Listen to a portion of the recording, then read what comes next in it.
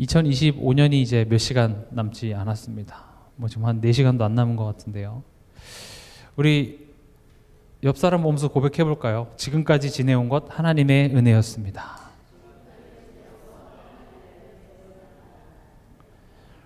정말 맞습니까? 하나님의 은혜 없이 된 거 한 가지만 얘기해 보세요. 2025년 내가 하나님의 그 어떤 도움 없이 내가 이거 이렇습니다. 이거 한 가지만 한번 적어 보실까요? 없어요. 내가 하나님한테 잘한 것도 없는데, 그렇죠? 하나님한테 칭찬받을지도 그렇게 많이 못했는데 하나님이 나 때문에 화가 나서 나를 잠시 떠나 있었던 순간이 언제였던 것 같습니까? 그런 순간 없습니다. 우리가 적어도 이 연말에 그래, 내가 2025년 바쁘게 살았지만 결국 하나님의 도우심 속에 내가 살아왔구나 라고 인정하고 고백하고 이 자리에 나올 수 있는 것은 축복입니다. 아무나 이 자리에 나오지 못합니다. 여러분들은 귀한 사람입니다. 이 시간에 내가 말씀 앞에 섰다라는 그 사실 하나만으로도 여러분들은 자부심 가져도 됩니다. 여러분들이 현명한 사람입니다.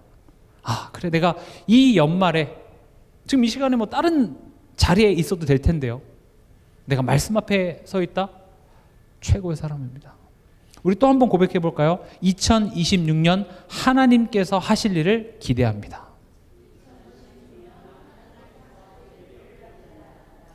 별로 기대가 안 되시나요? 기대하시기 바랍니다.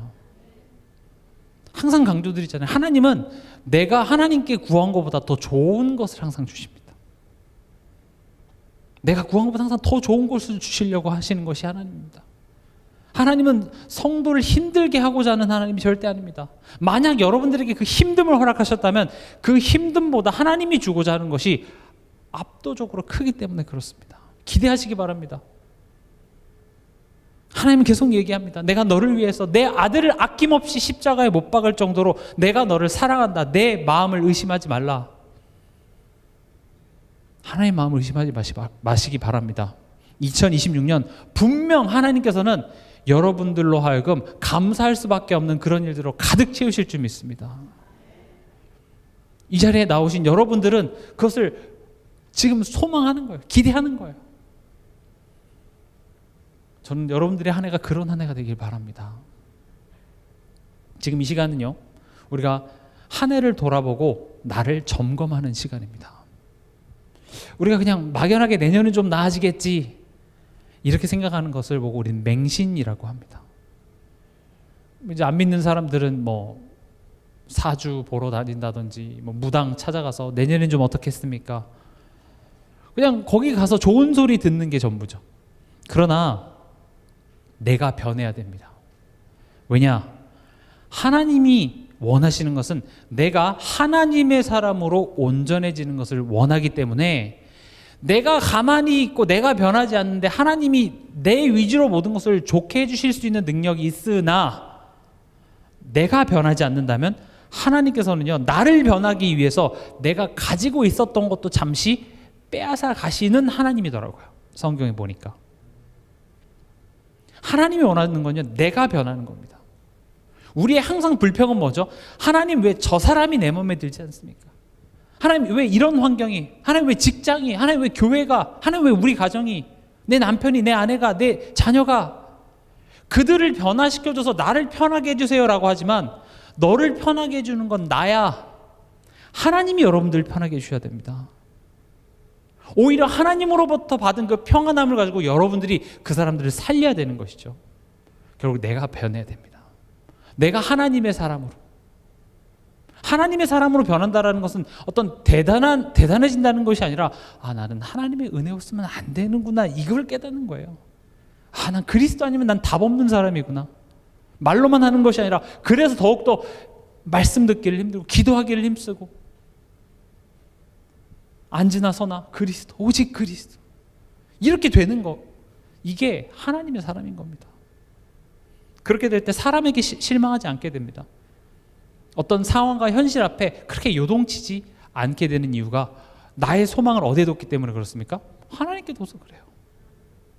돈에 두지 마세요.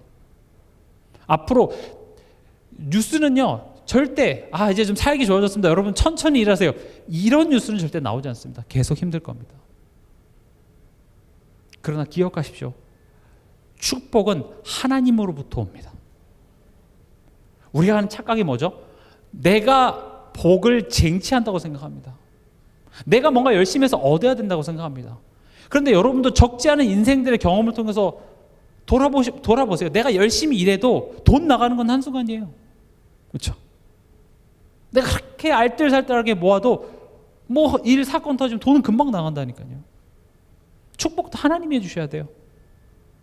그걸 인정하시기 바랍니다. 하나님이 축복해 주셔야 돼요. 하나님으로부터 복이 오는 겁니다.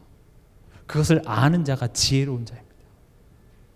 하나님으로부터 복이 온다는 그 사실을 불신하게 만든 게 사단이 처음에 아담과 하와한테 가서 한 일입니다. 네가 하나님과 같이 돼요. 네가 먹어서 네가 하나님처럼 해. 복의 근원인 하나님을 불신하고 하나님을 떠나게 했어요. 그러니까 어떻게 됐습니까? 내가 열심히 일한 것이 오히려 가시덤불과 엉겅퀴를 주고요, 더 고통스러워졌습니다. 인간은 하나님께로 돌아가야 됩니다. 누가 뭐라 그래도 여러분들이 그것을 빨리 깨닫는 지혜가 있길 바랍니다. 성령께서 연말에 지금 2025년을 몇 시간 남지 않은 이 순간에 여러분들 마음속에 고백하시기 바랍니다. 그래, 하나님이 축복해 주셔야지. 경제적으로 문제 있습니까? 하나님께서 축복해 주실 것입니다. 하나님은 어떻게든지 간에 여러분들이 잘 살아서 불신자 눈에도 여러분들의 삶이 야 하나님 믿으면 저렇게 되는구나, 그거 하고 싶어 하십니다. 그러나 내 자녀가 아직 예를 들어서 칼을 다루지 못하는데 내 자녀에게 사시미 칼을 사줄 부모가 없듯이, 만약 하나님께서 그 부분에 있어서 축복을 아직 허락해 주지 않는다라는 것은 분명 내가 그것을 감당할 만한 그릇이 되지 않았기 때문에 그 기간을 아직 보류하고 있는 것이지 여러분들에게 축복을 안 주겠다는 말이 절대 아닙니다. 하나님을 의심하지 마시기 바랍니다. 여러분들은 귀한 사람입니다. 여러분들이 이 세상에서 어떤 성과를 냈고 어떤 직책에 있고 연봉이 얼마고 그것이 여러분들의 가치를 판단하는 것이 아니라 하나님이 여러분들을 자녀 삼으셨습니다. 예수님이 여러분들 한 사람 한 사람을 위해서 십자가에서 죽으셨습니다. 그것만으로도 여러분들의 가치는 그 어떤 것과 비교할 수 없습니다. 하나님이 요구하시는 것은 여러분들 보고 뭔가 대단한 걸 해서 하나님을 기쁘게 하라는 것이 아니라 너가 귀한 사람인 걸 알고 그것을 아는 자 같이 살아, 이거예요. 너 내 아들이잖아. 너 내 딸이잖아. 근데 우리는 자꾸 예전에 죄의 종노릇 했던 그 자리를 자꾸 기웃기웃거리니까 하나님께서 그러지 마. 너가 누군지를 알아. 이게 우리 신앙생활이거든요. 그래서 성령께서 하시는 일이 뭡니까? 요한복음 14장 26절에 성령이 내주하셔서 동행하시면서 우리와 하시는 일이 26절에 보혜사 곧 아버지께서 내 이름으로 보내실 성령, 그가 너희에게 모든 것을 가르치고 내가 너희에게 말한 모든 것을 생각나게 하리라. 안 나옵니까?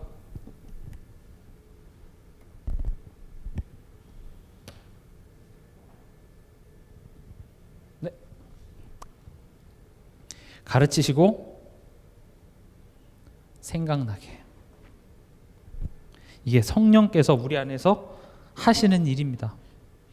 성령께서 가르치신다는 것은 우리에게 무엇을 요구하시는 거죠? 배우라. 배우라는 겁니다. 바울도 내가 비천에 처할 줄도 알고 풍부에 처할 줄도 아는 것을 배웠다, 이렇게 되어 있습니다. 배우는 기간입니다. 배우는 항상 뭐가 반복이 되죠? 틀림이 반복됩니다. 한번 문제 풀어보고 틀어서 나는 영어 포기해, 난 수학 포기해, 그건 올바른 자세가 아닙니다. 틀렸으면 왜 틀렸는지 다시 원래 개념으로 돌아가서 이 부분을 틀렸구나 하고 또 문제를 풀어보고, 이게 계속 반복인 것처럼 우리 삶도 마찬가지 아니던가요? 머리로는 알겠는데 또 삶 속에서 우리는 또 틀리죠. 또 틀립니다. 틀렸으니까 낙제가 아니라 왜 틀렸는지 또 다시 말씀 앞에 서서 또 그 말씀을 가지고 또 내 삶 속에 또 도전해보고 배워야 합니다. 또 뭡니까? 생각나게 한다라는 것은 우리 보고 생각하라는 것이죠. 사단이 하는 일은 이 성령의 일을 거스릅니다. 배우지 못하게 합니다. 생각하지 못하게 합니다. 여러분들을 막 분주하게 하고요. 여러분들의 집중력을 다른 곳으로 분산시켜서 결국 배우지 못하게 합니다. 생각하지 못하게 합니다. 나태함으로 여러분들을 몰고 가서 결국 그냥 적당히 이렇게 하게 만들죠. 원망, 불평, 낙심, 포기, 이건 배우는 자세가 아닙니다. 어떻게 내 마음속에 어떤 사람에 대한 원망과 미움이 가득합니까? 그 사람은 배우지 못합니다. 혹시 나에게도 그런 마음이 있지 않은지 한번 점검해 보시기 바랍니다. 그것은 누가 잘했고 잘못했고를 떠나서 성령이 하시는 일은 아닙니다. 우리는 그 사람과 사람과의 갈등 속에서 배워야 합니다. 생각해야 합니다. 그 생각하는 시간이 물론 고통스럽습니다. 힘듭니다. 마이크 타이슨 아시죠? 그 핵주먹이라고 불렸던 마이크 타이슨이 사실은 그 복싱하는 데 있어서 그렇게 유리한 체형은 아닙니다. 물론 저보다 키는 크겠지만 키도 별로 크지도 않고요. 팔도 그렇게 길지 않아요. 그런데 마이크 타이슨이 같이 싸웠던 상대했던 선수들은 자기보다 키도 훨씬 컸고 팔도 엄청 길어서 사실은 불리할 수밖에 없는 싸움인데 다 KO로 이겼거든요. 만약에 나는 이렇게 팔도 짧고 나는 키도 작고 복싱은 나랑 안 맞아 이랬으면 아마 최고의 선수가 되지 못했겠죠. 내가 뭐가 부족한지를 아니까 마이크 타이슨은 뭘 했냐? 더 빨리 움직였습니다. 더 빨리 파고들었습니다. 파고들었을 때 내가 어퍼컷을 맞을 수 있으니까 맞았을 때 턱 돌아가지 않도록 목을 더 두껍게 만들어서 맷집을 키우고, 그래서 헤비급인데 거의 라이트급처럼 막 움직여갖고 퉁 치는데 그냥 다 날아가죠.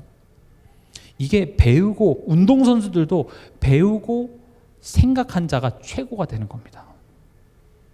우리도 신앙생활에 있어서 또는 우리 인생의 어떤 한 분야, 그런 상황 속에서 우리의 태도가 이렇게 배우지 않고 생각하지 않고 그냥 남 원망만 하고 불평만 하고 그냥 그렇게 나는 괜찮다라고 스스로 합리화시키면 지옥은 가지 않겠습니다만은 축복을 많이 놓치게 되더라는 겁니다. 배우고 생각하시기 바랍니다. 하나님 이 사건을 통해서 지금 내게 무슨 말씀을 하시지? 때로는 이 힘든 일이 내게 왜 있는지 모를 때도 있죠. 그럴 때 말씀도 떠올려 보시고요. 그런 시간들을 견뎌나가는 것이 중요합니다. 그래서 바울이 고백하죠. 내게 능력 주시는 자 안에서 내가 모든 것을 할 수 있느니라. 배움의 시간은 고달픕니다. 나의 가장 그 약점인 부분들을 하나님께서는 개선시키기 위해서 그 부분들을 자꾸 건드니까 힘들죠. 우린 내가 잘하는 문제만 풀고 싶어 합니다. 내가 잘하는 것만 하고 싶어 합니다. 그런데 거기선 잘하는 것이 없습니다. 그렇기 때문에 언제나 내가 약하고 힘든 것만 계속 사람과 상황과 환경을 통해서 자꾸 내게 건드려집니다. 힘듭니다. 여러분들 보고 이겨내라는 것이 아니라 내게 능력 주시는 자 안에서 하나님 힘 주세요. 그냥 우린 얘기하잖아요. 이 또한 지나가리. 그냥 이 순간에 그냥 지나갔으면 좋겠습니다. 자고 일어나면 모든 것이 다 끝났으면 좋겠어요. 하나님은 절대 그렇게 하지 않습니다. 생각해보라고 얘기합니다. 너가 왜 그렇게 됐는지. 그래서 그 근원까지 하나님께서는 다 해결하시기 원합니다. 그래서 다음번에는 그런 선택하지 않도록. 이게 배우고 생각하는 것입니다.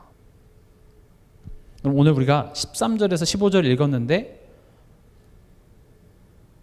13절은요. 우리가 1부 예배 때 했습니다. 결국 하나님이 뭘 하시려고 하나 여기에 대한 내용입니다. 13절은. 아니 내가 하나님 믿었어요. 그럼 바로 천국. 하나님 믿었으면 문제, 고통 다 사라져야 되는데 왜 아무것도 바뀌지 않은 것 같은 현실을 살아가게 하냐라는 거죠. 하나님을 믿고 천국이 아니라 천국과 하나님 믿는 그 사이에 힘든 현실, 삶이라는 게 있는 이유에 대해서 설명을 하는 겁니다. 뭐라고 얘기하고 있습니까? 온전한 사람을 이루어 그리스도의 장성한 분량이 충만한 데까지 이르게 하기 위해서 그렇다. 이렇게 얘기하고 있습니다. 자세한 내용은 1부 예배를 참조하시고요. 오늘은 이 14절과 15절에 대해서 좀 자세하게 얘기를 해보려고 합니다. 14절은 뭡니까? 하지 말 것에 대해서 얘기하고 있습니다. 그러니까 위에 나는 너를 성숙하게 만들 거야. 그리스도 닮게 할 거야. 그게 하나의 목적이에요. 그걸 하기 위해서 너희들이 하지 말아야 할 것, 그게 14절입니다. 점검해야죠. 결국 그 내용은 오늘의 말씀의 제목과도 같이 어린아이 같이 굴지 마, 이 말이에요. 왜냐? 성숙해지다의 반대말이 뭐예요? 어린아이 같이 구는 거거든요. 어린아이 같이 굴지 마. 그래서 우리가 첫 번째로 어린아이 같이 군다라는 것은 무엇인지 여기 대해서 좀 알아보려고 하고요. 15절은 뭡니까? 그렇다면 뭘 해야 되나? 두 가지를 얘기하고 있습니다. 하지 마라. 하지 말아야 될 것. 그리고 해라. 이것은 우리에게 이제 도전이 되겠죠. 뭘 하라고 했습니까? 15절에 참된 것입니다. 이게 오늘의 전체적인 주제입니다. 전체 내용입니다. 그리고 2025년 우리가 받은 응답입니다. 여러분들 오늘 이 내용을 듣고 한 해 받은 메시지를 쭉 떠올려보면 다 이 흐름 속에 있었을 것입니다. 그럼 첫 번째로요. 성숙해라. 어린아이 같이 굴지 마라. 이렇게 돼 있죠. 어린아이가 되지 말라. 근데 여기에 이게 있습니다. 14절에 이는 우리가 이제부터, 이게 들어가 있습니다. 무슨 말입니까? 지금까지 너네가 어린아이처럼 굴어왔을지라도 괜찮아. 지금부터 다시 하자. 이겁니다. 여러분들에게 오늘 밤이 이제부터가 되기 바랍니다. 그래, 맞아. 하나님, 난 더 이상 믿음의 어린아이같이 굴지 않겠습니다. 결단하시기 바랍니다. 믿음의 고백을 하시기 바랍니다. 이따 뒤에서도 말씀드리겠지만 여기 참된 것을 하다, 원어나 영어 성경에 보면 진리를 말하라라고 되어 있습니다. 고백하시기 바랍니다. 하나님, 난 어린아이같이 되지 않겠습니다. 고백하시기 바랍니다. 2025년 참 어린아이 같았습니다. 하나님, 나. 그러나 이제부터라도 하나님, 나 어린아이같이 굴지 않을게요. 그런 결단하는 시간, 결단의 밤이 되기 바랍니다. 이게 뭡니까? 이번 달 주제입니다. 키워드, 영적 회복, 탄력성.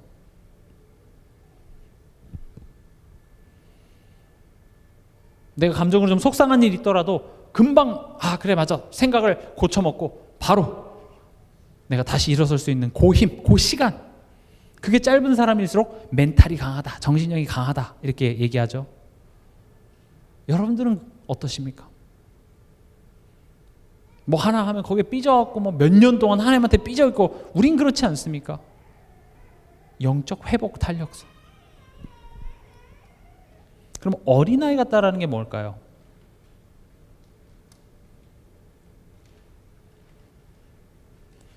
뭐 예수님은 이렇게 어린아이 같아라, 어린아이 같지 않으면 천국에 들어가지 못한다 이런 말을 하셨죠. 좋은 의미로는 어떤 믿음의 순수성, 또 하나님을 전적으로 의존하는 어떤 그런 마음이 이제 어린아이와 같다라는 것의 좋은 의미고요. 지금 이제 오늘 이 본문에서는 부정적인 의미로 쓰여 있습니다. 어린아이 같이 된다라는 것은 첫 번째로 분별력이 없습니다. 아이들은요, 뭐가 내게 유익하지 판단하지 못합니다. 그저 지금 당장 내게 즐거움을 주는 것밖에 선택하지 못합니다. 그러니까 항상 부모와 자녀와 갈등이 뭐죠? 뭐 게임한다, 엄마는 공부해라. 이 두 가지로 항상 싸우죠. 뭐가 유익한지, 사실은 공부가 아이에게 더 유익한데 아이는 지금 당장 내게 즐거움을 주는 게임을 선택하는 겁니다. 근데 아이한테만 또 너무 뭐라고 하면 안 되는 것이, 우리도 어떻습니까? 여러분들의 식습관은 어떻습니까? 여러분 뭐 먹으면 건강해지는지 여러분 이미 정답을 다 알고 계십니다. 올 한 해 여러분들 식스팩 만들 수 있습니다. 정답을 다 알고 계시죠? 근데 어떻게 그게 선택이 잘 되십니까? 안 돼요. 자, 오늘 날도 추운데 배달? 치킨? 내가 원하는 걸 선택되죠. 우리도 사실은 이게 머리로는 알지만 내가 원하는 걸 선택하게 됩니다. 그러니까 지금 당장 내게 즐거움을 주는 것만 선택하는 그런 모습 보고 어린아이 같아. 또 어린아이 같은 특징이 뭐냐? 책임감이 없습니다. 뭐 아이니까요. 책임감이 없죠. 책임감이 없다는 게 뭡니까? 내가 하고 싶은 것만 하고 하기 싫은 건 안 하는 거예요. 물론 하고 싶은 것만 하면서 사는 세상이면 얼마나 좋겠습니까마는 그런 세상은 없죠.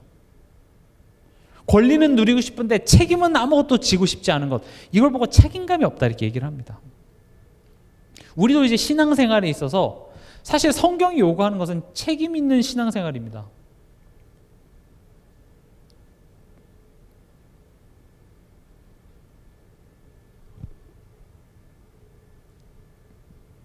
여기서 책임 있는 신앙생활이 뭡니까?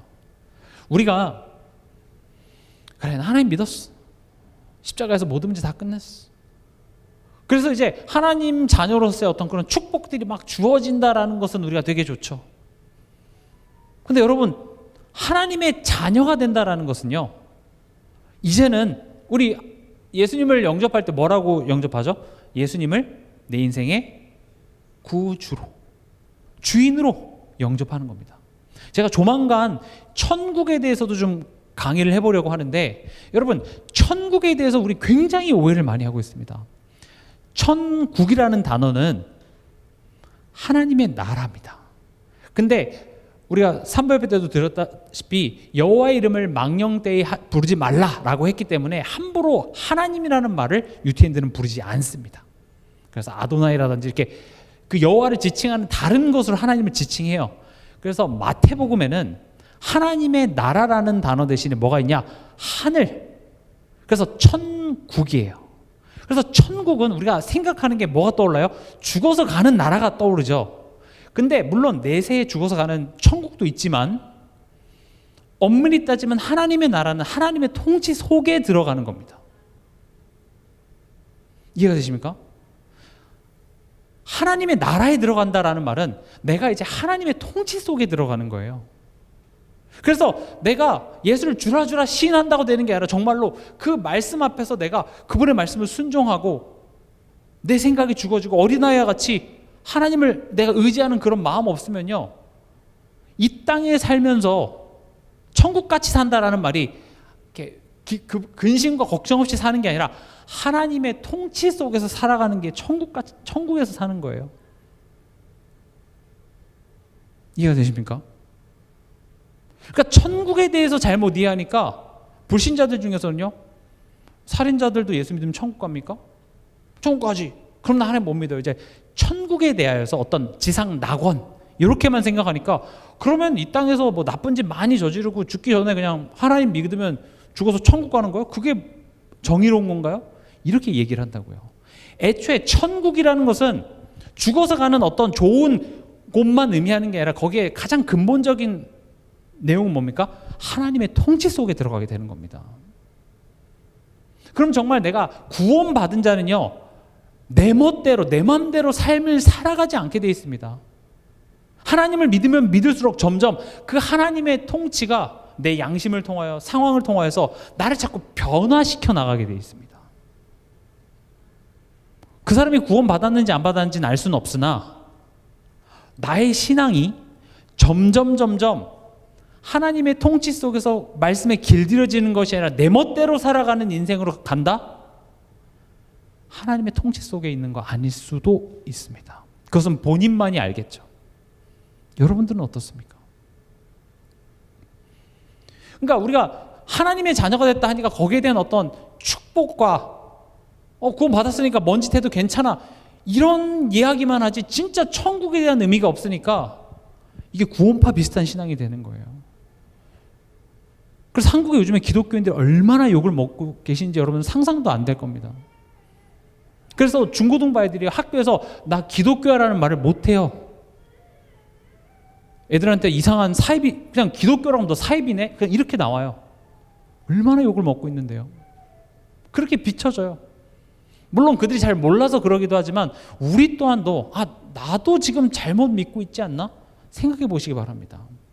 윤리적으로 도덕적으로 완벽해져야 된다 이런 이야기를 하고자 하는 것이 아니라 우리의 삶의 태도가 내 어떤 고집, 내 주장을 고수하는 게 아니라 말씀 앞에서 말씀이 그렇다면 그래 내 생각이 틀렸지 하고 자꾸 그 말씀에 하나님 말씀 내가 자꾸 이렇게 맞춰줘야 되는 거예요. 그게 하나님의 통치 속에 살아가는 겁니다. 책임 있는 신앙생활이라는 것은 그런 겁니다. 구원 받았으니까 뭔 짓 해도 괜찮아 하면서 그런 쾌락과 하나님의 말씀으로부터 멀어지는 것을 누리면서 정작 내가 변하려고 하는 그런 것들은 아무것도 하지 않는 것. 천국에 대해서 잘못 이해해서 그렇습니다. 그래서 책임 있는 신앙생활은 내가 변화하고 자라나는 겁니다. 절대 오해하면 안 됩니다. 완벽해져야 된다는 말이 아닙니다. 제가 도덕적으로 윤리적으로 완벽해서 여러분들한테 자라나라 이렇게 얘기하는 게 아니라 우리 모두 다 부족합니다. 하나님께서 그래 지난 세월 동안 너가 살아왔던 인생 CCTV를 같이 돌려보자 하면 우리 다 그거 못 봅니다. 다 부끄러운 부분이 있고. 그러나 지금 나와 있잖아요. 이제부터라도 지금부터 시작하는 거예요. 또 그래 맞아. 그래 내가 하나님의 통치 속에 내가 좀 천국에 살아간다는 것은 그 하나님의 통치함을 받는 겁니다. 하나님에 대해서 절대 오해하지 마시기 바랍니다. 너가 내 말을 안 들었으니까 내가 벌을 주는 게 아닙니다. 하나님은요 내게 유익하지 않는 곳으로 가기 때문에 가지 말라고 한 것이고 그 말을 안 들었기 때문에 내가 그 고생을 하는 거예요. 예를 들어서 우상 숭배하면 벌 준다. 이게 하나님이 또 나 말고 다른 사람 섬겼어? 미워 하고 벌을 준 게 아니라 쉽게 예를 들면 물고기가 내가 물속에 들어가야 되잖아요. 근데 비슷하게 생긴 휘발유로 자꾸 들어가려고 하는 거예요. 그러니까 하나님 얘기하는 거죠. 물 외에 다른 액체에 들어가지 마. 근데 물고기가 휘발유에 들어가요. 고통스럽죠. 그럼 그것은 하나님이 너가 물 외에 다른 곳으로 들어갔기 때문에 벌을 주시는 겁니까? 아니면 애초에 하나님을 떠나면 불행한 겁니까? 하나님을 내가 잘못하면 막 벌을 내리시는 하나님이라고 그렇게 나쁘게 생각하지 마세요. 내가 하나님을 떠난 겁니다. 하나님이 우리에게 요구하는 것은 내게 유익한 것이고 나를 평화롭게 하고 나를 기쁘게 하는 그 근원으로 우리 이끌고자 하는데 내가 그 말을 듣지 않으니까 그게 고생으로 이어지는 것이며 하나님께서는 그 고생을 해결해 주지 않으시고 그 고생을 통해서 배워서 우리로 하여금 다음번에 물을 선택할 수 있도록 이게 하나님의 일하시는 방법입니다. 그래서 성도에게 있어서는 고통도 다 유익이 됩니다. 그 고통이 만약 나를 하나님 앞으로 이끈다면 그 고통이 그래서 예수님이 나를 위해서 죽으셔야만 했구나. 나는 죄인일 수밖에 없구나. 내가 하나님 자녀된 것은 은혜일 수밖에 없구나. 이런 것들을 고백하게 만든다면 우리에게 있어서 좀 슬픈 것, 힘든 것, 이 모든 것들은요 결국 축복이 될 줄 믿습니다.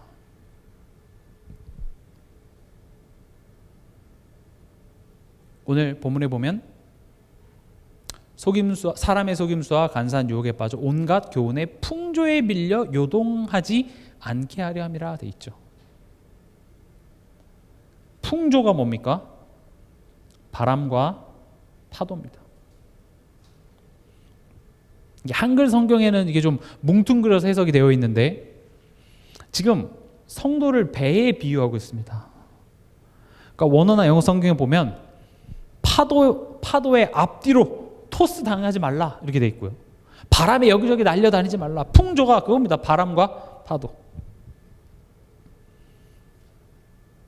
지금 포인트는요. 여기 뭐라고 했습니까? 그래서 풍조가 문제다라고 얘기하고 있습니까? 아닙니다. 여기에 요동하지 마 이 얘기입니다. 우리가 요구하는 것은요. 하나님 파도를 없애주세요. 하나님 바람을 없애주세요. 하나님 애초에 이 바다에서 나를 떠나게 해주세요. 배가 바다를 떠나는 순간 그 배는 배가 아닙니다. 지금 뭘 얘기하고 있습니까? 파도가 쳐도 바람이 불어도 요동하지 않는 한 사람. 그러려면 어떻게 됩니까? 닻을 내려야 합니다. 내가 닻을 내리고 있으면 됩니다. 어디에 닻을 내리고 있어야 됩니까? 그게 이제 15절의 내용인데 진리에 우리에게 말씀이죠. 여기에 닻을 내리고 있어서 흔들리지 않는 사람이 되라. 그럼 이런 바람과 파도가 어떤 모양으로 찾아오냐? 사람의 속임수입니다. 이 말이 단순히 사기꾼 조심해라, 뭐 사기꾼 조심하세요. 사기꾼 많습니다. 사기꾼 조심해라는 그런 이야기가 아니라 하나님보다 현실이 더 커 보이게 만드는 모든 소리, 이게 우리를 흔듭니다. 나에게 유익한 말을 하고 좋은 말을 하는데 그 소리가 100번 1000번 맞다 해도 그 소리가 하나님보다 더 커 보인다. 그 소리를 듣고 왔는데 이 현실이 하나님보다 더 커 보인다. 그것은 사람의 속임수라고 이야기하고 있습니다. 여러분들이 마주하고 있는 그 현실보다 하나님은 더 크십니다. 2025년 그 현실이 내게 더 커 보였습니다. 그러나 성경은 얘기하고 있습니다. 그거 속임수야. 진리의 닻을 내린다는 건 무엇입니까? 하나님이 모든 것을 통치하고 있어. 세상보다 하나님이 더 크셔. 이게 진리입니다. 여러분들이 누군가 이렇게 대화를 하는데 그 사람과 대화하고 난 다음에 아 그래 진짜 하나님의 은혜구나. 진짜 하나님이 역사하시는구나. 그래서 더욱더 하나님을 바라보게 되고 말씀을 사모하게 되고 예배 자리에 더 나아가게 된다면 그것을 보고 우리는 축복된 만남이라고 얘기를 합니다. 2026년 여러분들 만남 속에 그런 만남이 많이 있길 바랍니다. 또 여러분들이 그런 축복이 되는 한 사람이 되시기 바랍니다. 여러분들과 대화하고 나면 하나님이 크시구나. 하나님이 전능하시구나. 하나님이 일하시는구나. 지금 내가 가지고 있는 이 돈 문제보다 하나님이 더 크시구나. 내가 겪고 있는 이 건강 문제보다 하나님이 더 크시구나. 여러분들과 대하고 나면 그 마음이 커지는 그게 복의 근원의 축복입니다. 그런 걸 할 때요, 여러분들을 통해서 사람이 살아납니다. 또 반대로 누군가를 만났는데 불평과 불만, 미움 이게 내 마음속에 가득하잖아요. 그건 유익하지 않은 만남입니다. 그러니까 예를 들어서 여러분 자녀가 어느 날 갑자기 안 하던 욕을 하기 시작하고 근처에만 가면 갑자기 담배 냄새가 나기 시작한다. 그럼 뭡니까? 뭔가 안 좋은 지금 만남을 만나 확률이 높겠죠. 그래서 일단 그런 안 좋은 친구들과 못 만나게 하는 게 1차적인 방법이겠으나 언제까지 그럴 수는 없죠. 중요한 건 뭡니까? 내 스스로 분별할 수 있는 힘이 있어야 합니다. 나중에 가서는 그런 사람을 만날지라도 오히려 그런 사람을 살릴 수 있는 그 자리까지 가야 하나, 지혜로운 자는요, 인간은 그런 소리에 영향을 많이 받습니다. 속담에도 그런 말 있죠. 근묵자흑. 검은 걸 가까이 하면 나도 검해집니다. 그래서 때론 여러분들이 맞아, 나는 그런 소리에 쉽게 영향을 받는 사람이야 라는 걸 안다면 그런 것으로부터 좀 멀리 하시기 바랍니다. 그리고 뭘 가까이 해야 되겠습니까? 진리의 소리에 가까이 하시기 바랍니다. 그런 거 있잖아요. 이렇게 뭐 친구랑 만나고 오면 나갈 때는 이뻐 보이던 아들인데 친구 아들 막 하는 거 듣고 오면 집에 오면 얘는 왜 맨날 게임해 하면서 또 그냥 똑같은 아무것도 변한 게 없는데 그냥 누구 말 듣고 왔는데 집에 가면 남편도 밉고 자녀도 왜 이러고 내 인생이 불쌍해지고 그런 만남들이 있을 수 있잖아요. 우린 그렇게 되게 휘둘리기 쉽습니다. 그래서 여러분 자꾸 이렇게 말씀을 들려주시기 바랍니다. 때로는 내 마음에 너무 부정적인 생각이 가득할 때 그런 부정적인 소리로부터 차단하고 내 자신에게 자꾸 선포해 주시기 바랍니다. 나를 살리셔야 돼요. 거듭 말씀드리지만 나 자신이 나를 잘하는 것 같지만 나는 나를 잘 모릅니다. 그래서 또 유명한 사람이 그런 얘기를 했습니다. 우리 모두는 나 자신에 대해서 타인이에요. 내가 왜 화난 줄 아십니까? 내가 왜 이런 감정을 느끼는지 우리가 몰라요. 그래서 내가 알아차려줘야 돼요. 아, 내가 지금 되게 속상하구나. 내가 되게 우울하구나. 그런 예도 들었잖아요. 내가 계속 일을 하는데 집에서 막 손님이 와서 일을 하는데 막 너무 힘들고 식은 땀도 나고 그러니까 이런 현실이 너무 싫은 거예요. 자꾸 왜 우리 집엔 이렇게 손님이야. 근데 가만히 보니까 내가 아침부터 한 끼도 안 먹은 거야. 아, 내가 아침부터 한 끼도 안 먹어서 이게 힘이 없어서 그렇구나라고 내 자신을 알아차리고 그리고 잠깐만 하고 국에 밥 한 숟갈 뜨니까 살겠는 거예요. 힘이 나는 거예요. 그래서 그 힘 가지고 열심히 일할 수가 있었어요. 그것처럼 내가 지금 내 자신을 잘 알고 있는 것 같지만 우린 내 자신을 모릅니다. 그래서 말씀이라는 것, 예배 시간이라는 것은요, 지금 내가 어떤 상태인지 내가 지금 스스로 인지하는 거예요. 내가 지금 불신을 하고 있구나. 내가 하나님을 믿지 못하고 있구나. 내가 지금 이런 생각에 사로잡혀 있구나. 그게 성령께서 빛으로 조명해 주시지 않으면 그렇게 스스로 볼 수 있는 것이 나오지가 않습니다. 내가 내 자신이 지금 어디에 있는지 모른다면 나는 변화할 수가 없습니다. 그렇죠? 우리가 이렇게 운전을 하다가도 잘못된 길로 갔어요. 그럼 잘못된 길로 갔을 때 지금 내가 어디 있는지를 알아야 될 거 아니에요. 그렇죠? 예전에는 지도가 있었지만 요즘에는 핸드폰 내비게이션으로 보잖아요. 내비게이션이 제일 먼저 하는 일이 뭡니까? 지금 나의 위치부터 확인해 줍니다.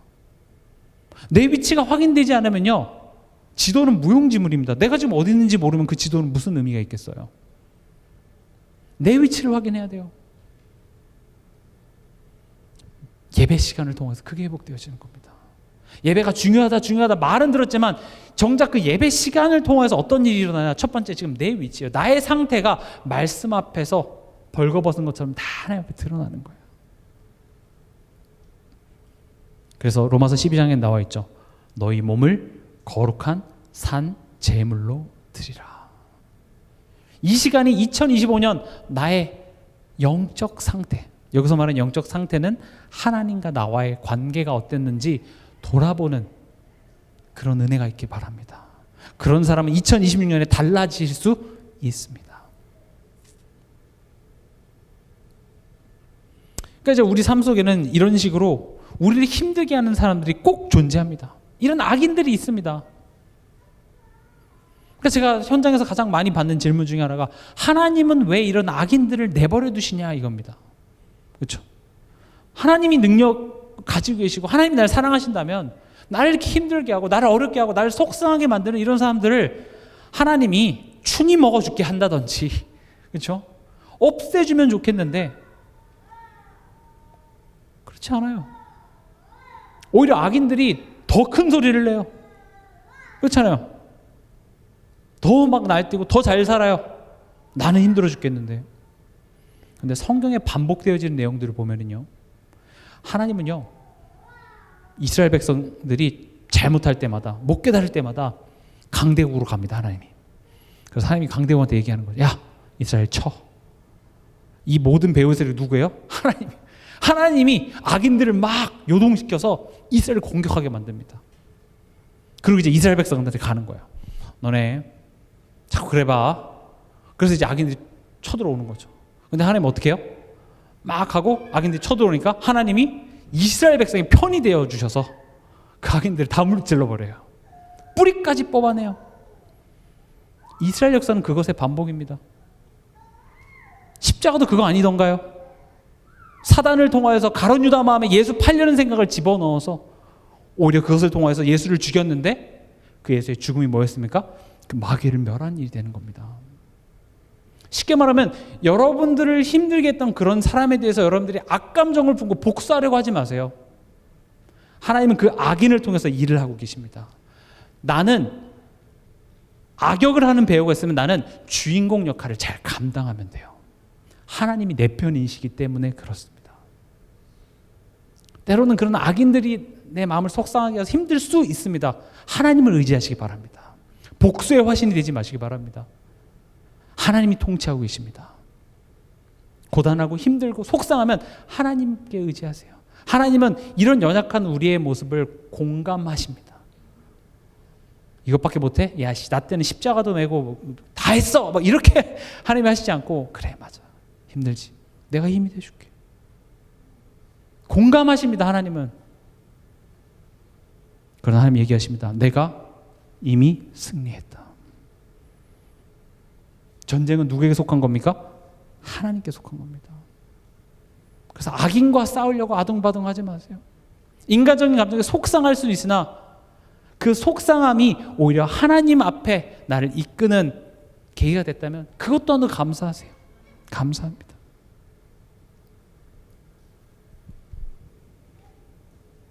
간사한 유혹입니다.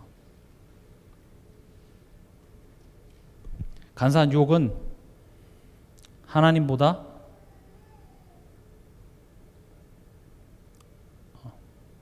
다른 것 의지하는 겁니다. 사단은 절대 우리한테 와서 하나님 믿지 마 이렇게 얘기 안 합니다. 작은 것, 진리를 살짝 비틀어서 적당히 타협하고 합리화시키는 그런 작은 불씨를 넣어서 결국은 하나님을 믿지 못하게 만듭니다. 무슨 소리세요? 저 하나님 잘 믿는데요. 하나님을 믿지 못한다는 것은 나 이제부터 하나님 안 믿어 이렇게 되는 게 아니라 내 삶 속에 어느덧 기도하지 않습니다. 내 삶 속에 어느덧 하나님이 하실 일이 별로 기대가 되질 않습니다. 말씀에 대한 어떤 소망이 없습니다. 그냥 형식적으로 그냥 주일이니까 교회 오고 내가 뭐 목사고 뭐 집사고 권사고 장로고 하니까 그냥 교회 오지. 아, 오늘 하나님께서 이 말씀을 통해서 이번 한 주간 어떤 일을 행하실까에 대한 그런 기대가 사라진 나의 마음, 이미 내 마음속엔 하나님보다 다른 것을 많이 의지하는 우상이 가득 차서 그렇습니다. 여러분들 마음속에 수많은 우상 덩어리들이 가득 있다라는 사실을 깨닫는 밤이 되시기 바랍니다. 미스바에 운동하시죠. 미스바에서 너네들 가지고 있는 모든 우상 버리고 여호와께 나오라고 얘기하고 있습니다. 그런 밤이 되시기 바랍니다. 그 시작은 뭡니까? 아, 내 안에 우상이 엄청 많았구나. 저 서광사에 있는 그 금칠해진 부처보다 내 안에 우상이 지금 더 많구나. 이거 깨닫는 게 축복입니다. 저는 그걸 깨닫고 나서부터 구원의 감사와 감격이 회복됐습니다. 저는 모태신앙으로 자라면서 나는 딱히 나쁜 짓을 안 했거든요. 예전에 막 본드 불고 막 가스 마시고 막 이랬잖아요. 저는 그렇게 방황하지도 않았습니다. 착실하게 학교 다녔고 딱히 뭐 부모님을 엄청나게 속썩일 일 그런 일도 하지 않았습니다. 그래서 저는 막 구원 이렇게 앞에 나와서 내가 이렇게 방황하다 하나님 만나서 이렇게 변했다라는 간증하면서 우는 사람들이 한편으로는 부러웠습니다. 나도 나쁜 짓을 좀 했었어야 했나? 나에겐 그런 게 없었어요. 왜냐? 나는 구원받을 만 했다고 생각했거든요. 난 목사 자녀잖아. 어렸을 때부터 교회 다녔고 뭐 딱히 나쁜 짓도 안 했고. 근데 웬걸요? 죄가 뭔지를 알게 됐어요. 절에 가서 이렇게 절하는 것만이 우상숭배가 아니라 하나님보다 더 의지하는 것, 이게 우상숭배라는 걸 알고 나니 기도하지 않는 나, 하나님이 염려하지 말라 걱정하지 말라고 하는데 그 하나님을 무시하고 내가 하나님 노릇하면서 내가 불평하고 원망하고 그것 자체가 하나님을 대적하는 일이라는 사실을 알게 되면서 잠깐만 뭐야? 나는 구원받을 만한 자격이 되지 않는데? 이게 죄인데? 아담과 하와가 지었던 죄가 다른 것입니까? 아닙니다. 하나님 불신하는 그 죄를 지은 겁니다. 그 죄 한 방으로 어떻게 됐어요? 모든 인류가 하나님을 떠나게 되고 지옥에 가게 된 겁니다. 여러분들은 어떻습니까? 내가 그렇게 취약하고 더럽다라는 사실을 모르고 내가 뭐 교회 뭐 장로인데 내가 목사인데 그렇게 행하는 것이 성경에는 바리새인으로 표현되어 있는 겁니다. 우리 모두 다 취약한 죄인입니다. 복음의 빛이 비쳤을 때 두 가지가 드러납니다. 내가 죄인이구나. 그러나 나는 더 이상 죄인이 아니구나. 이 두 가지예요. 그러면서 하나님이 내게 베푸신 그 은혜가 내 마음속에 커다란 감동으로 다가옵니다. 아, 그렇구나. 아, 하나님의 은혜로 이 쓸데 없는 자 왜 구속하여 주는지 난 알 수 없도다. 나 같은 죄인 살리신 그 은혜 놀라워. 여러분 그 찬양을 부르시면서 가슴이 뜨거웠던 적이 언제십니까? 그게 식은 지가 오래죠. 그냥 부르라니까 뭐 부르고. 그것 자체가 지금 우리 마음속에 하나님보다 다른 것을 의지하는 것으로 이미 찌들어져 있어서 그렇습니다. 오늘 밤 여러분들의 그런 원래 그 첫사랑의 마음이 회복되시기 바랍니다. 아, 그렇구나. 나는 부족한 자구나. 진짜 이것을 깨달으면요, 교회 안에서 남 얘기할 수가 없습니다. 내가 쓰레기인데요. 남 정죄할 수가 없습니다. 이번 한 주간 죄 지은 거 하나님 리스트만 써도 다 기록할 수 없을 정도로 나는 부족한 사람입니다. 그럼 하나님이 나를 정죄하십니까? 아닙니다. 내 자녀다 이렇게 얘기합니다. 다시 가자. 일어나라. 죄의 자리에 있지 마라. 죄의 종같이 굴지 마라. 너는 내 자녀다. 우린 그 은혜를 매일 받고 누리고 있습니다. 은혜 안에서 강하라는 말은 굉장한 말입니다. 여러분, 우리가 은혜 안에서 강하면요, 우리는 항상 기뻐할 수 있습니다. 감사할 것이 많습니다. 한때는 어떻게 바울과 실라는 그 감옥 속에서 그렇게 매맞고 있는데도 그렇게 감사할 수 있었을까 부러웠습니다. 앞서 설명드렸던 것처럼 제 꼬라지를 아니까, 그리고 그런 나에 대해서 하나님은 복수를 하시고 혼을 내시는 것이 아니라 오래 참으심, 기다리심, 문 밖에 서서 내 마음 문을 두드리시는 그 예수님의 음성을 딱 듣는 순간 감사하네, 이렇게 되더라는 거죠. 그러니까 다른 것을 의지하면서 우리 그 의지하는 게 내게 도움이 됩니까? 도움이 되지 않죠. 상처를 남깁니다. 아픔을 줍니다. 그래서 여기서 우리는 거짓교, 즉 배웁니다. 절대 안 해. 이게 우리의 이제 상처가 되는 거죠. 또 이 상처가 우리의 고집이 되고 우리의 가치관이 되는 겁니다. 다 있잖아요. 우리 다 고집 살면서 내가 겪었던 거 해봤더니 안 돼. 신앙생활 우리 다 한 고집씩 한 사람들입니다. 신앙생활의 경력이 높으면 높을수록, 목사인 저부터도 마찬가지고 우리 다 이런 고집 다 있습니다. 왜냐? 하나님과 세상을 적당히 내가 배 앞에서 의지하다가 내 마음대로 되지 않으니까 거기로부터 배운 겁니다. 안 되는구나, 이거 배운 거예요. 그걸 뭐 거짓 교훈 이렇게 됩니다.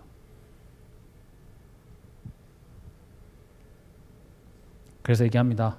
참된 것을 하라. 어린아이가 되지 말고 참된 것을 하라. 원어로 보면요, 진리만을 말하라. 진리를 말하랍니다. 말하래요. 말하라는 두 가지로 얘기할 수 있습니다. 실제로 고백하세요. 진리를 고백하시기 바랍니다. 참된 것을 고백하시기 바랍니다. 또 그런 삶을 살라. 다 뭡니까? 실천적입니다. 신앙은요, 머리로만 하는 것이 아니라 실천도 이어져야 됩니다. 왜냐? 신앙의 목적은 결국 나를 변화시키는 겁니다. 내가 그 사람이 되는 겁니다. 말로만 떠들고 사람들 앞에서 가리키는 것으로 끝나는 게 아닙니다. 내가 그 사람이 되어야 되는 겁니다. 예수님은 말로만 하지 않으셨습니다. 그 십자가를 지고 가셨습니다. 우리 또한 그 여정을 가야 합니다. 그래서 올 한 해 이런 작은 실천들을 계속 말씀드렸죠. 또 그런 실천에서 구원받냐? 믿음으로 구원받지? 그런 소리 하지 마시기 바랍니다. 지금 우리는 구원받냐 못 받냐 이야기가 아니라 구원받은 자에게 얘기하는 겁니다. 실천 안 한다고 해서 구원 못 받는 것이 아니라 구원은 믿음으로, 오직 믿음으로 말미암아, 하나님이 주신 그 은혜로 말미암아, 믿음으로 말미암아 구원을 받습니다.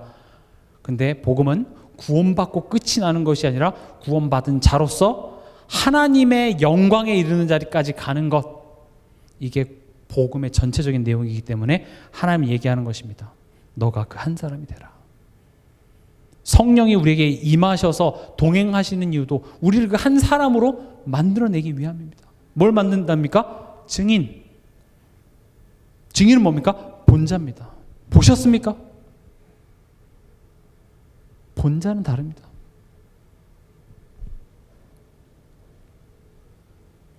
뭘 말하라고 하죠? 진리. 진리는 뭡니까?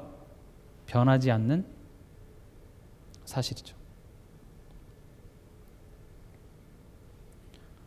진리는 성경입니다. 또 요한복음 14장 6절에 내가 곧 길이요 진리요 예수 그리스도가 진리입니다.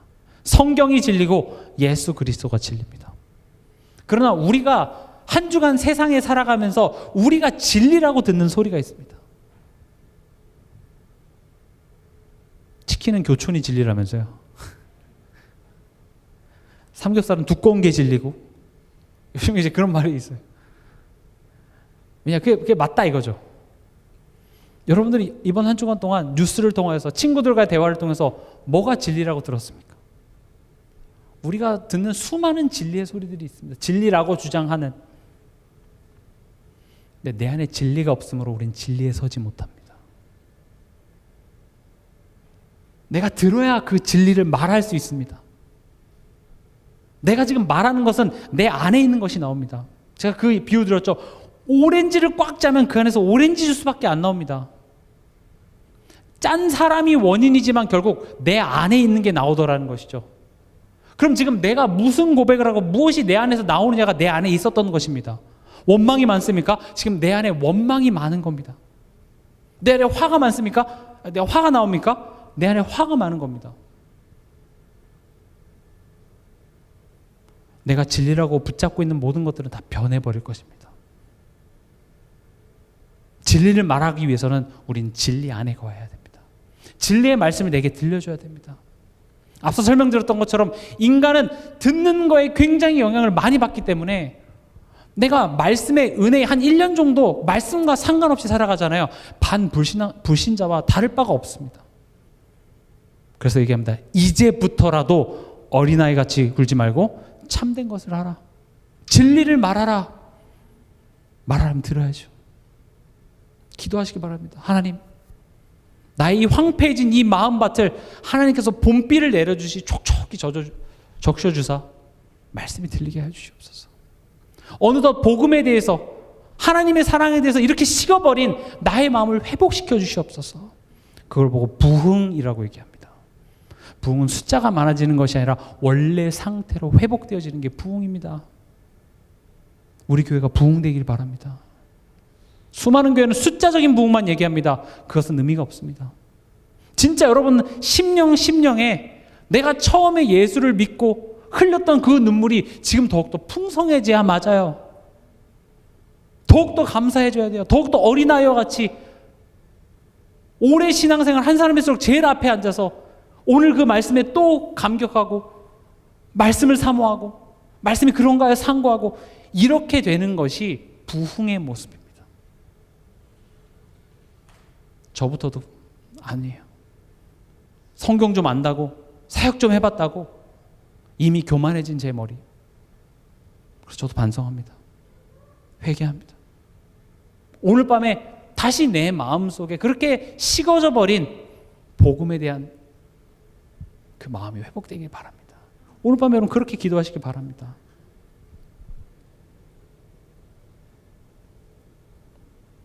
사랑 아닙니다. 뭐라고 돼 있죠? 오직 사랑 안에서 참된 것을 하여. 사랑 안에서 진리를 말하라는 것이죠. 나를 향한 하나님의 사랑. 그 하나님의 사랑은 말로만 표현된 것이 아니라 예수 그리스도의 십자가를 통하여서 우리에게 나타난 바 되었습니다. 이게 우리에게 힘입니다. 하나님이 나를 사랑하십니다. 굉장히 깊이 있는 말입니다. 2026년 하나님이 나를 사랑한다라는 그 문장이 여러분들에게 식상해지는 것이 아니라 그 문장 하나로 여러분들의 마음속에 뜨거워지는 그런 축복 누리기 바랍니다. 그게 최고의 축복입니다. 하나님이 나를 사랑하십니다라는 그 문장에 내 마음이 뜨거워지게 하여 주시옵소서. 그 문장 하나에 내가 절대 용서 못했던 그 사람도 용서할 수 있는 그 능력이 이 예수 그리스도의 사랑 안에 있습니다. 나에게도 그거 주시옵소서. 그리고 그에게까지 잘한다. 결국 뭡니까? 예수 그리스도를 닮아가는 겁니다. 닮아간다는 것은 여러 가지로 얘기할 수 있겠지만 예수님이 가신 그 십자가의 여정을 나 또한도 가는 겁니다. 예수님은 하나님의 아들이시면서도 인간으로 낮아지셨습니다. 얼마든지 고통, 고난 피하실 수 있고 무찌를 수 있으나 하나님께서는 그 무찌르시 아니고 같이 싸우는 것을 하는 것이 아니라 그 고난을 받아내셨습니다. 그리고 결국 죽음에 이르셨죠. 그리고 죽음으로 끝이 났습니까? 아닙니다. 그 죽음이 승리였고 죽음이 구원하는 방법이고 그리고 어떻게 하셨습니까? 부활하셔서 하나님의 영광에 이르렀듯이 지금 내 현실이 마치 예수님 지금 십자가를 지고 가는 것처럼 고난 중에 있는 것 같아 보이지만 그것은 나의 옛사람을 죽이는 십자가 하나님의 방법입니다. 그리고 그 고난은 끝이 납니다. 하나님께서 예수께서 부활하셨던 것처럼 내 안에 재창조의 역사가 일어날 것입니다. 그리고 우리는 예수님이 지금 십자가 우편에, 보좌 우편에 계신 것처럼 우리 또한도 하나님의 영광의 자리에 이를 줄 믿습니다. 말씀을 맺겠습니다. 오늘 말씀의 제목, 어린아이 같이 굴지 말고 참된 것을 하라. 2025년 참 감사한 한 해였습니다. 많은 일이 있었습니다. 참 복잡하고 힘들고 어려웠으나 결국 우리가 할 수 있는 것은 감사밖에 없습니다. 생각해보면 감사할 게 너무 많습니다. 참 감사합니다. 이 시간 다 함께 고백해 보겠습니다. 하나님 감사합니다. 두 번만 더 고백해 볼게요. 하나님 감사합니다. 마지막으로 하나님 감사합니다.